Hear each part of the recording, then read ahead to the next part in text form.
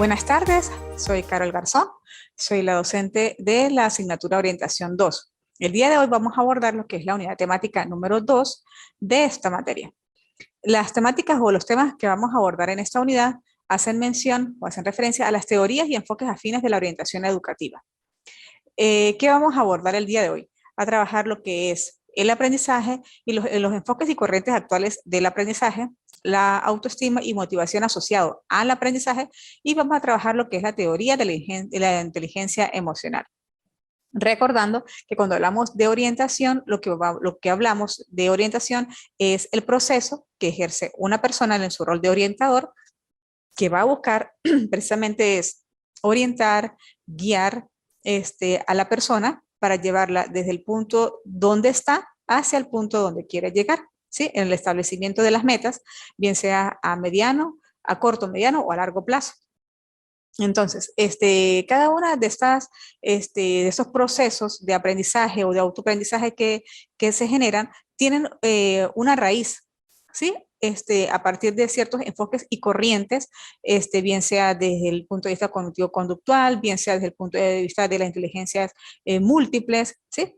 Son las que vamos a abordar el día de hoy, con sus diferentes teóricos que hacen mención a cada una de estas diferentes corrientes de la orientación educativa. Ok, la teoría de aprendizaje, enfoques y modelos que sustentan la educación desde el punto de vista en Venezuela. ¿Sí? El objetivo de las teorías de aprendizaje es estudiar la adquisición de destrezas y habilidades, el razonamiento y en la adquisición de conceptos.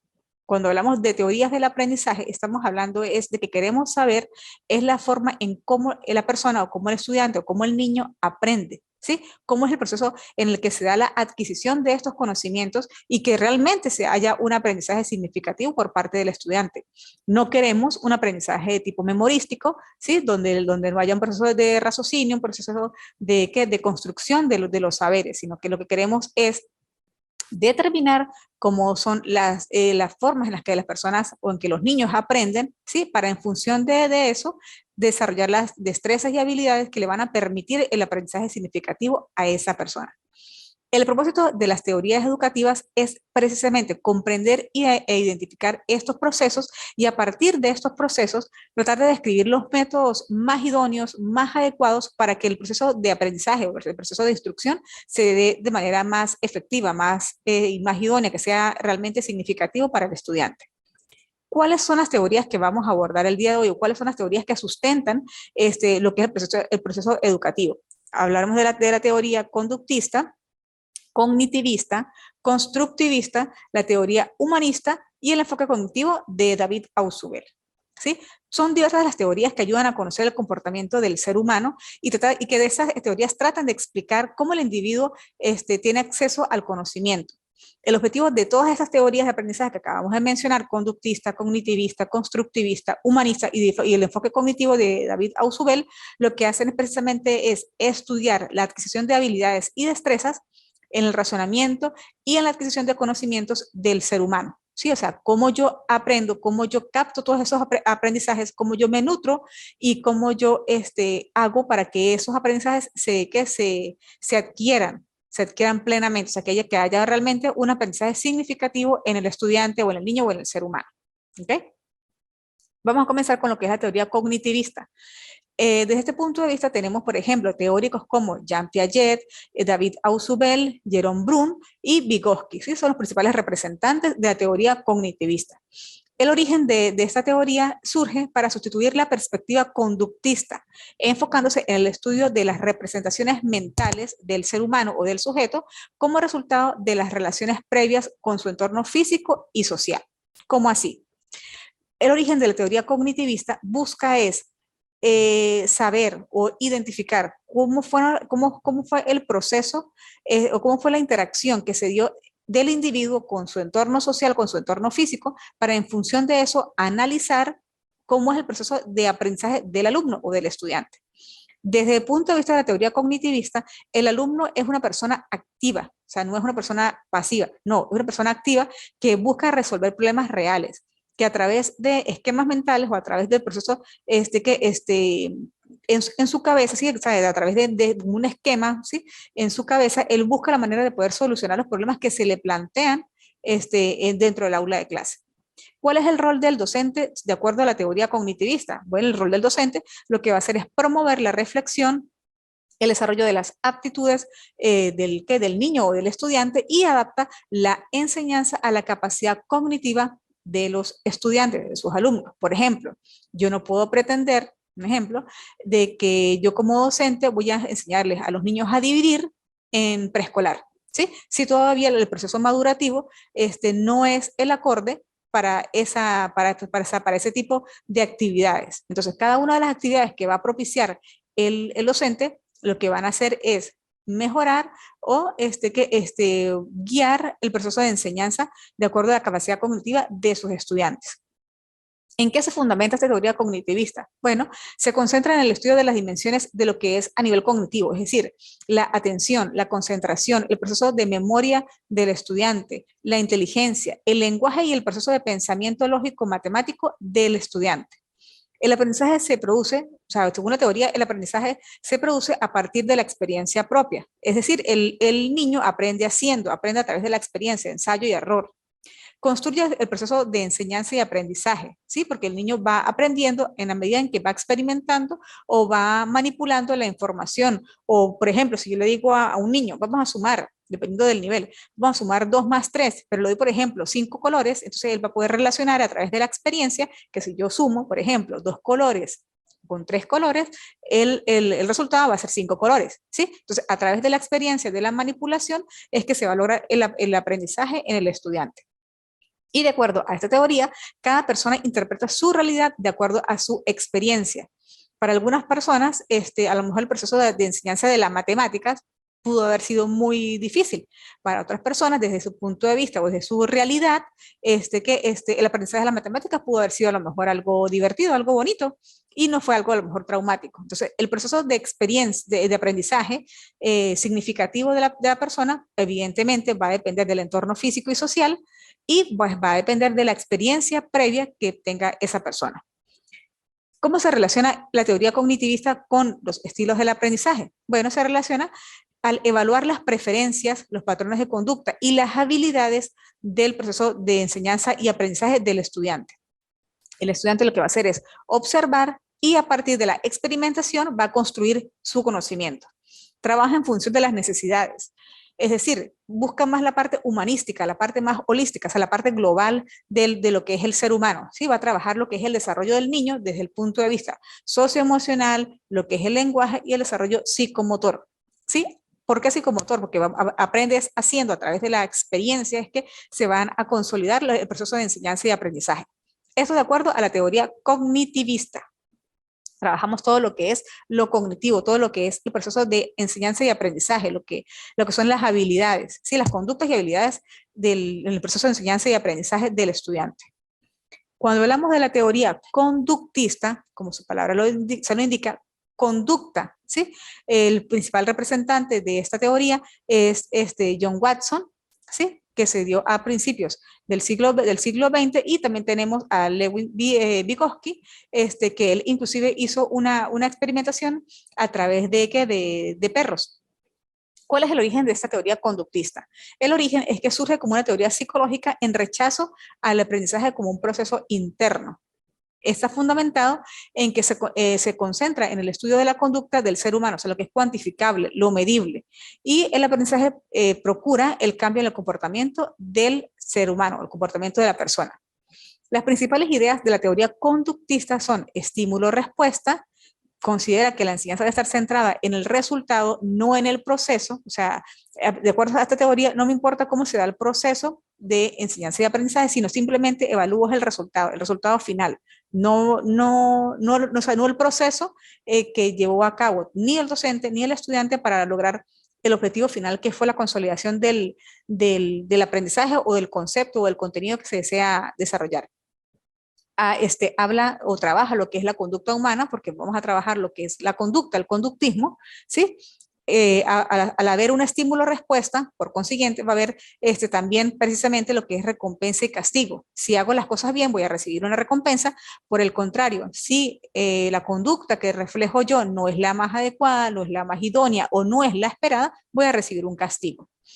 está basada en en conocimientos memorísticos. Fíjense que en la cognitivista hablábamos de que el aprendizaje era a través de la experiencia, a través de manipular, ¿sí? Manipular las cosas, de la parte más experimental. Desde el punto de vista conductista, es más memorístico lo que hablamos como, lo que conocemos anteriormente como caletre, ¿sí? Donde la persona, pues, lo que hace es memorizar cierto aprendizaje. El alumno es visto desde el punto de vista de esta teoría como un receptor pasivo, ¿sí? En la teoría cognitivista hablábamos de que el alumno era un sujeto activo, ¿sí? En esta teoría, el estudiante es un receptor pasivo, el docente es el que tiene todo el conocimiento, lo deposita en el estudiante y él simplemente es un receptor pasivo de toda la información que recibe, ¿sí? Los conocimientos van a ser netamente memorísticos, caletre.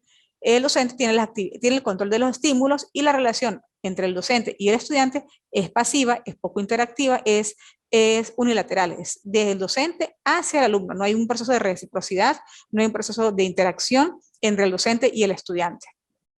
Se relaciona con los estilos de aprendizaje porque netamente memorístico, el protagonista va a ser el docente, no el estudiante, y las estrategias van a ser de tipo repetitivas. Estímulo, respuesta, recompensa, castigo.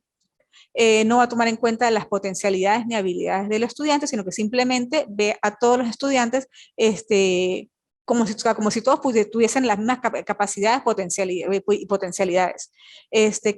No hay un estilo de aprendizaje de enseñanza como tal, la enseñanza es de tipo tradicional y repetitivo.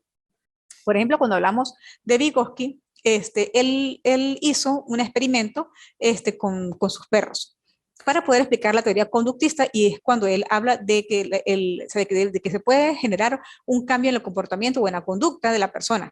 En este caso, pues lo hizo a través de perros. Él agarraba la campana y entonces la hacía sonar para que el perro relacionara el sonido, ¿sí? Que él hacía al mover su campana, y le daba al perro alimento.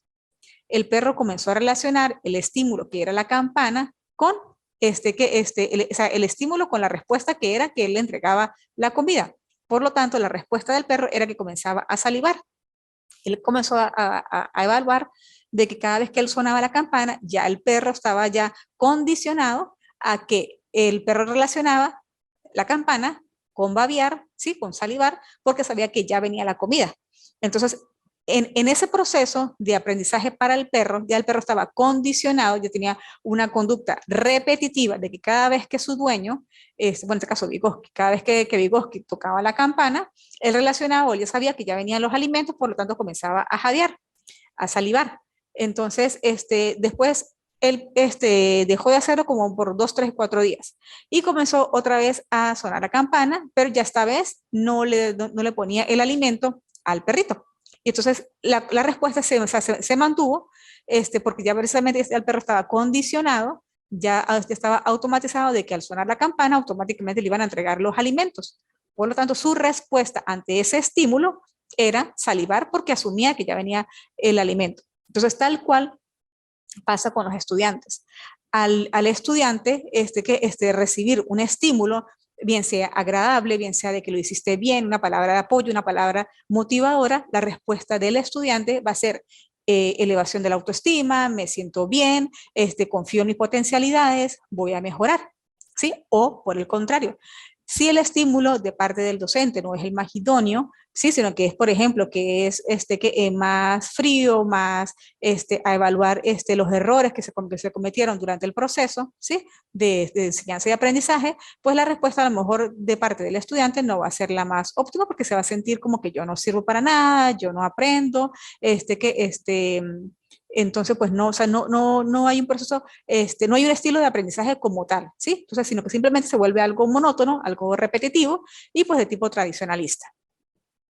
Ok, cuando hablamos de la teoría constructivista, tenemos como principales representantes a Jean Piaget, a David Ausubel, a Jerome Brun y a Vygotsky entre sus principales representantes. El origen de esta teoría surge como una posición compartida por diferentes tendencias. En el constructivismo está fundamentado en el conocimiento previo, dice que el conocimiento previo da reconocimiento a uno nuevo. yo tengo, o sea, no soy una tabula rasa como estudiante, sino que yo tengo ya un conocimiento previo y a partir de ese conocimiento previo voy a reconocer o voy a generar un nuevo conocimiento. Este explica la naturaleza del conocimiento del ser humano. El aprendizaje va a ser netamente activo, o sea, el estudiante no va a ser visto como un ser pasivo, sino que va a ser constructor de su propio aprendizaje. Lo nuevo le suma a lo viejo, o sea, a partir de lo que ya poseo, voy a nutrirlo con un conocimiento nuevo, inclusive hasta mejorado. El alumno construye el conocimiento partiendo de su experiencia e integrándola a la información que recibe. Tal como lo acabo de mencionar, el conocimiento está, lo que hago es nutrirlo, mejorarlo, que es sumarlo a la información o al aprendizaje que ya poseo yo como estudiante. El punto de vista o cómo es visto el alumno o el estudiante de acuerdo a la teoría constructivista. Bueno, el estudiante es visto como el constructor de su propio conocimiento. Él construye, por eso se llama constructivismo. Es un ente activo y responsable de su propio aprendizaje. Lleva el aprendizaje de lo teórico a lo práctico, de lo teórico a los contextos reales, donde el estudiante va a ser el protagonista del proceso de enseñanza y aprendizaje, del proceso de aprender a través de la experimentación, a través de la construcción, a través a partir de la experiencia voy a nutrir el conocimiento previo que tengo, lo voy a mejorar y lo voy a reformular. El docente lo que va a hacer es promover el desarrollo y autonomía de sus estudiantes, va a promover a través de ciertas estrategias el proceso de enseñanza y aprendizaje del estudiante. El rol del docente va a ser de guía, va a promover la construcción del aprendizaje mediante la enseñanza a partir de la experiencia del estudiante. ¿Cómo se relaciona la teoría constructivista con los estilos de aprendizaje? Bueno, porque es de forma directa, total y junto con el cognitivismo construye la teoría de las inteligencias múltiples que la vamos a ver al final. Esta teoría valora los procesos de participación, siendo el estudiante responsable de su proceso de aprendizaje. Tal como lo acabo de decir, en esta teoría el estudiante es un ente activo, él es responsable de su propio proceso de enseñanza y aprendizaje, él va a construir su aprendizaje a través de la experiencia, a través de la participación directa, a través de la suma del conocimiento que ya poseo y lo nutro con lo nuevo. ¿Sí? Entonces es bien interactivo, ¿sí? El trato o la interacción que hay entre el alumno y el docente. El docente obviamente debe promover estrategias que sean propicias para que el estudiante indague, para generar curiosidad, para generar creatividad en el estudiante y que él a partir de esta misma curiosidad, él crea su propio conocimiento, o sea, eleve el conocimiento. Ok, la teoría histórico-social.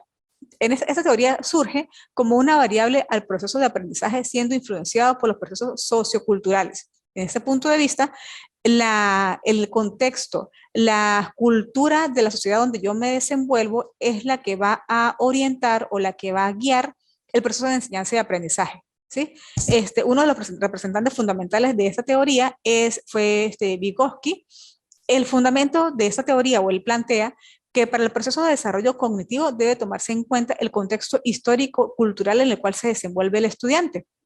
Sí, él nos habla de lo que es la zona de desarrollo próximo, el contexto. Por ejemplo, el estudiante está aquí en el centro, en su nivel micro está su familia, en el nivel meso está lo que es la escuela, ¿sí?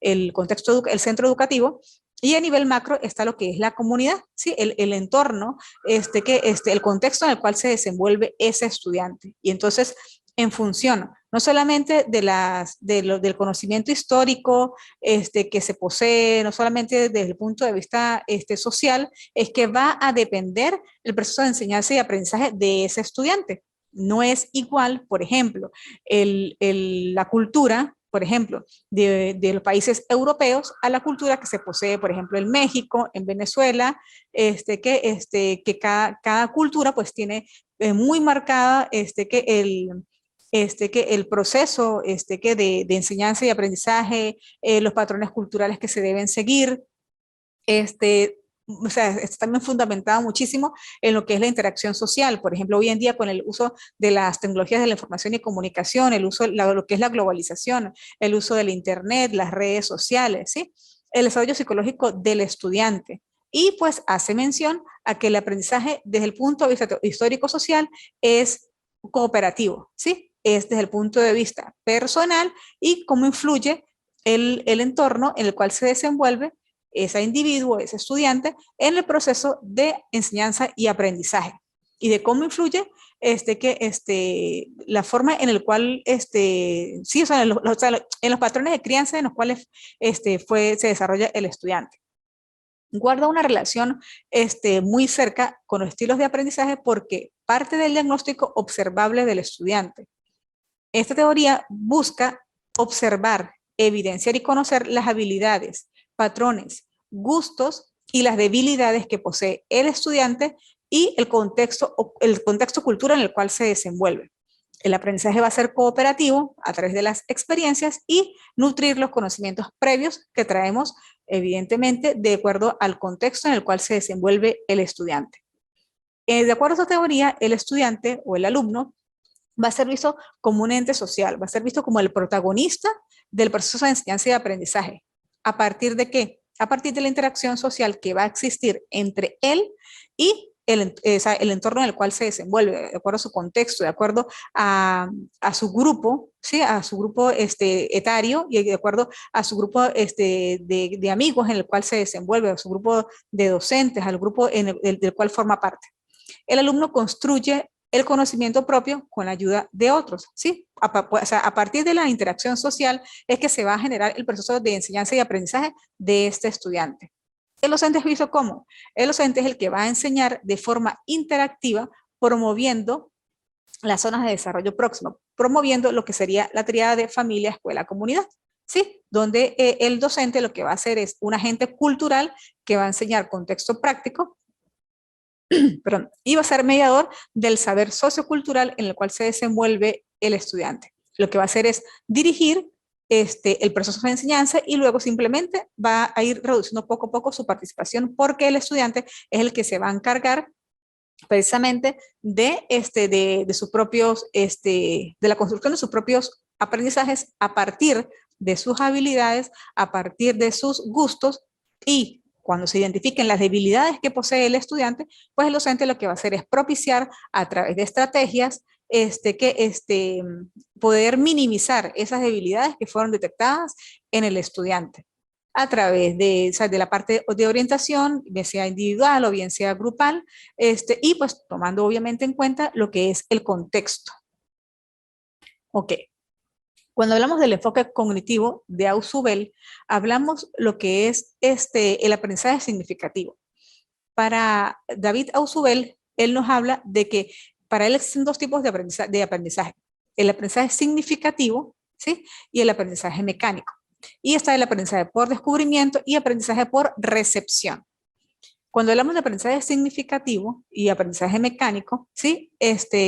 Hablamos de que el proceso significativo, el estudiante y el docente deben buscar la manera de reflexionar, argumentar, crear, explicar, aplicar el proceso de resolución de problemas que tienen que ver con el contexto, con el entorno en el cual se desenvuelve la persona o el estudiante. Este aprendizaje significativo tiene que estar netamente vinculado con lo que es lo actitudinal, lo procedimental y lo aptitudinal. Cuando hablamos de actitudes, hablamos de las expectativas que tiene el estudiante, el interés que posee, el proceso de motivación que tiene que ser intrínseco, pero también puede haber factores externos que motiven al proceso de enseñanza y aprendizaje y que el estudiante quiera aprender a aprender. Cuando hablamos de los contenidos, el docente debe propiciar, ¿sí? Nociones y conceptos que sean útiles y que se pudiesen llevar a la experiencia, al día a día, para que llamen la atención del estudiante. Entonces, la escuela constructivista, ¿sí? A partir del saber, entonces es aprender a aprender en las aptitudes, que es lo que yo poseo yo como estudiante, como pupilo, ¿sí? Entonces, es el desempeño, el procedimiento, la capacidad, la intelectividad y las competencias propias del estudiante, o sea, mis aptitudes, o sea, mi procedimiento, mis capacidades, ¿sí?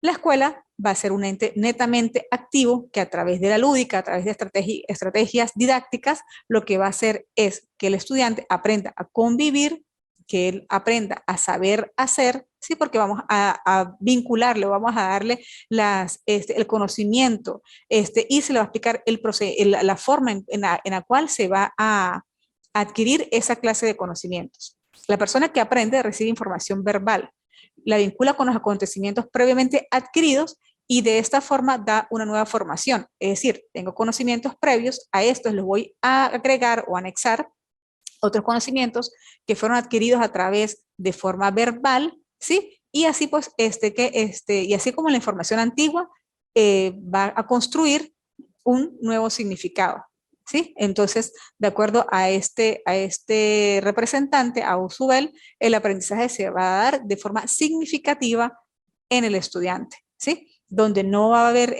absolutamente nada monótono, no va a haber nada repetitivo, no va a ser nada de tipo memorístico, porque precisamente el estudiante lo que va a hacer es estar en un proceso de descubrimiento y de recepción del aprendizaje. ¿Cuál es el rol del docente? Bueno, en este caso, el rol del docente es precisamente buscar la manera de ofrecerle al estudiante actividades que lo motiven, actividades que le generen curiosidad, que le generen el querer aprender a aprender, para que a partir de ello la escuela se convierta en un centro de formación donde realmente haya un aprendizaje que le sirva para la vida al estudiante, que haya un aprendizaje significativo y que no sea simplemente por aprender, ni simplemente por pasar el año escolar, sino que realmente haya una adquisición plena y a conciencia de los contenidos o los conceptos o las unidades temáticas que se van a abordar dentro del espacio, dentro del espacio académico. ¿Cómo trabaja lo que es la autoestima y la motivación en el proceso de enseñanza y aprendizaje? Cuando una etapa muy importante que inclusive Sigmund Freud hace mención a ello es la etapa de la niñez, la etapa de la formación del niño, porque la autoestima, el autoconocimiento, la autovaloración se están formando mientras somos pequeños, a la edad de 5 o 6 años, ¿sí?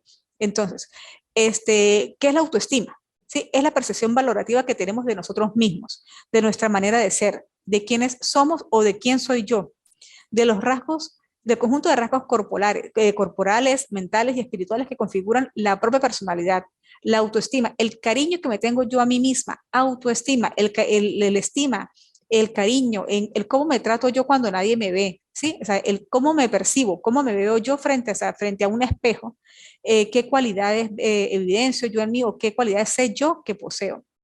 Entonces, inclusive hace rato lo hablábamos de que cuando decíamos que la motivación tiene que ser intrínseca, pero el docente, en su rol de orientador dentro del espacio académico, puede propiciar actividades que motiven al estudiante a aprender a través de estrategias cognitivo-motivacionales que van a implicar en el aprendizaje y el rendimiento académico, bien sea una palabra de afecto, bien sea colocar una estrellita, un sellito, para los estudiantes eso es muy importante y es muy motivador saber de que su docente le puso una estrellita, le puso una carita feliz cuando le revisó sus actividades o su cuaderno.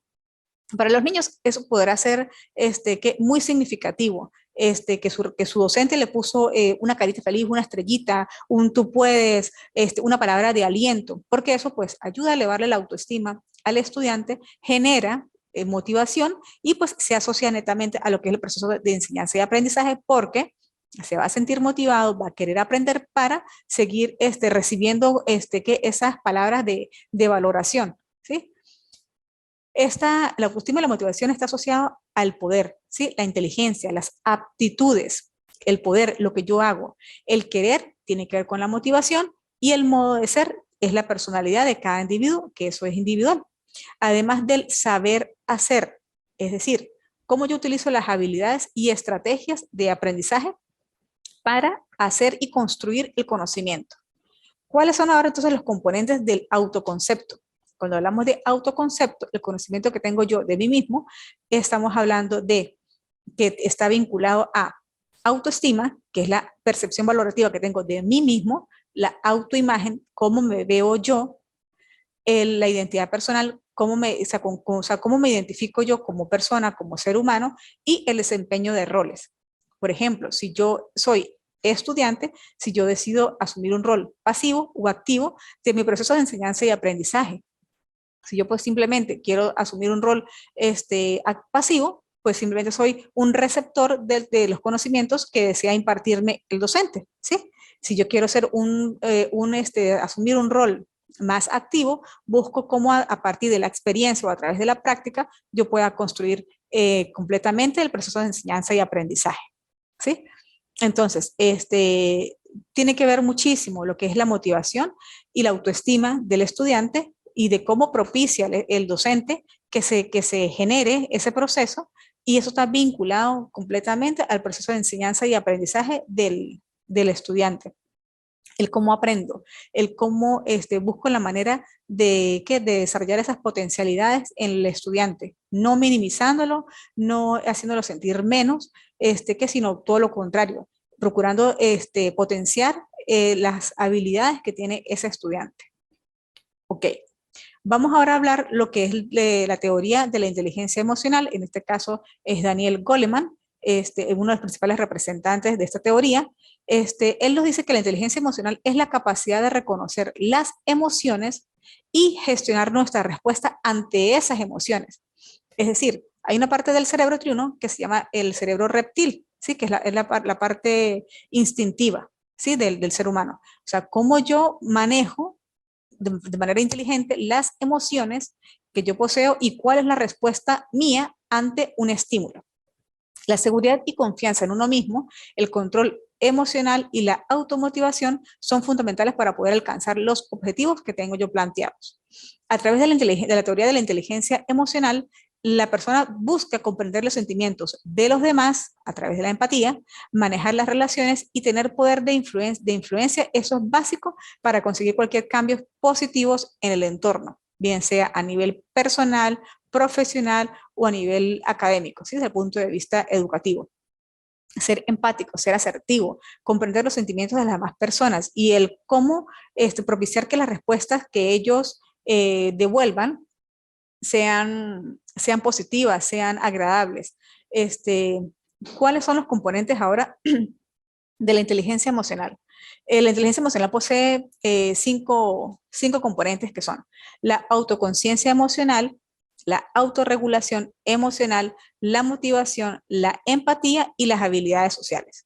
Cuando hablamos de la autoconciencia emocional, hablamos de la capacidad de comprender nuestros propios estados de ánimos. Es decir, yo tengo conciencia propia de cuáles son mis emociones, mis sentimientos, cómo es mi estado de ánimo, ¿sí? Autoconciencia emocional, la conciencia emocional mía, la conciencia emocional propia. Cuando hablamos de autorregulación emocional, es la habilidad para controlar las conductas basadas en impulsos emocionales y de este modo adaptarnos mejor a las dinámicas sociales. Vuelvo al tema de lo del cerebro triuno, que está basado precisamente a el control emocional. Esa parte del cerebro triuno es la zona del cerebro reptil, ¿sí? Que es la parte instintiva, la parte en la que la persona generalmente reacciona. ¿Sí? No controla su cerebro reptil, sino que simplemente reacciona. Entonces, la autorregulación emocional nos hace mención precisamente al poder o la habilidad que tengo yo para controlar mis conductas. ¿Sí? Que, por ejemplo, que ante cualquier impulso que generalmente me haga a mí reaccionar, yo simplemente respiro, controlo mis emociones y no reacciono. Eso es la autorregulación emocional. Cuando hablamos de otro componente de la inteligencia emocional que tiene que ver con la motivación, es la capacidad de orientar nuestras energías hacia una meta o hacia un objetivo, teniendo claro que la motivación generalmente es intrínseca, pero pueden haber factores externos que me van a permitir el proceso de que me van a permitir el proceso de enseñanza y aprendizaje. Cuando hablamos de empatía, ¿sí? Al hablar de empatía estamos hablando precisamente de la cualidad de entender y vivir como propios los estados emocionales de una persona. Es decir, soy empático al yo ponerme en tus zapatos y procurar entender o tratar de entender cómo te sentirías tú cuando recibas, por ejemplo, cierta información. Cuando hablamos de las habilidades sociales, hacemos mención a la tendencia de dar siempre la respuesta más adecuada a las demandas sociales del entorno. Es decir, cómo yo me vinculo o cómo yo me relaciono con el entorno que está más próximo a mí. Cuando hablamos de lo que es, dándole continuidad a lo que es la teoría de la inteligencia emocional, hablamos de dos tipos de inteligencia, la inteligencia intrapersonal y la inteligencia intra e interpersonal. Cuando hablamos de inteligencia intrapersonal, hacemos mención al nivel de autoconciencia, automotivación y autorregulación emocional, tal como lo dije hace rato, ¿sí? Que tiene que ver con la parte del manejo de los estados de ánimos propios. Cuando hablamos, o sea, cuando dice inteligencia intrapersonal es conmigo misma, ¿sí? O sea, es mi motivación, mi conciencia, mi autorregulación emocional, yo como individuo, como ser humano. Cuando yo hablo de inteligencia interpersonal, tiene que ver es hacia afuera, intra, hacia adentro, interpersonal tiene que ver con hacia afuera, con la empatía, con el reconocimiento de las emociones ajenas y la capacidad de sintonizar o de ponerme en sintonía con la otra persona. Y cuando hablamos de habilidades relacionales, hablamos de lo que es la asertividad, que es la capacidad de ser muy sutil, muy empático, para yo decir las cosas sin necesidad de yo herir a la otra persona que me está escuchando. Es la capacidad de entender las emociones ajenas, comprender las emociones propias y gestionar nuestros estados sentimentales. Cualidades como la empatía, el control emocional, la motivación o las habilidades sociales son fundamentales en la inteligencia emocional. Por ejemplo, una de las características que tiene la inteligencia intrapersonal, o sea, las propias, es la capacidad para conocerse a sí mismo. Capacidades como reflexionar, planificar, soñar, imaginar, pensar y evaluar. Tienen que ver con la inteligencia intra, con lo mío, con lo propio. Y cuando yo hablo de inteligencia interpersonal, estoy hablando de la inteligencia hacia terceros, hacia otras personas. ¿Sí? Por ejemplo, o sea, que tendría que ver con la capacidad de conocer y comprender a los demás. Por ejemplo, características como intercambiar, relacionarse, comunicar, organizarse, observar y empatizar con terceros tienen que ver con la inteligencia interpersonal. Y toda esta motivación está alineada a la autonomía, el talento y el propósito de la persona. ¿Ok? Ahora, como actividad para esta unidad temática número 2, tenemos la realización de un mapa mental sobre la teoría de la inteligencia emocional, ¿sí? De David Goleman. Entonces, vamos a hacer un mapa mental referido a este tema. En la plataforma se encuentra a disposición los recursos sobre cómo realizar un mapa mental y la fecha de entrega de esta actividad corresponde del 3 al 9 de octubre, tiene una ponderación del 25% y ante cualquier duda, ante cualquier sugerencia, ante cualquier inquietud, por favor la pueden plasmar ampliamente a través de la plataforma virtual. De esta manera, damos por culminada la unidad temática número 2 de la asignatura Orientación 2. Que pasen un feliz tarde.